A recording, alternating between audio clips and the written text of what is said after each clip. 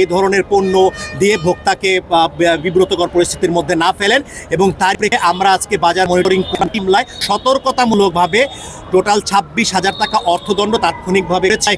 এটা একটি সতর্কতামূলক অভিযান ছিল, মূলত আমরা সচেতন করার জন্যই আজকে এসেছি। এর জন্য আমরা হয়তোবা আমাদের জরিমানার পরিমাণটা আমরা কম করেছি। এই অভিযান সম্পূর্ণ রমজান মাস জুড়ে অব্যাহত রাখবো এবং পরবর্তীতে এই ধরনের অপরাধ যদি হয় আমরা এই ধরনের অপরাধের ক্ষেত্রে আমরা কঠোর থেকে কঠোরতর আইনি পদক্ষেপ গ্রহণ করব। ধন্যবাদ। আমাদের উদ্দেশ্য তিনটি, আমরা বলি। 1 নাম্বার, দ্রব্যমূল্য স্থিতিশীল রাখা। আমার পণ্যে ভেজাল দ্রব্যের যে উপস্থিতি সেটা যাতে না হয় সেটা নিশ্চিত করা। 3 নাম্বার হচ্ছে বিক্রেতাদের সচেতন করা। এই হচ্ছে আমার 3টা উদ্দেশ্য। আজকে জরিমানা 9 মামলায় 26,000 টাকা অর্থদণ্ড করা হয়েছে। জি, আমরা তো বললামই যে আজকে আমরা রমজানের প্রথম দিকটা আমরা চেয়েছি ব্যবসায়ীদেরকে সচেতন করতে। আমাদের ব্যবসায়ী প্রতিনিধিও আমাদের কাছে ছিল, আমরা চেয়েছি মূলত ব্যবসায়ী সচেতন করতে।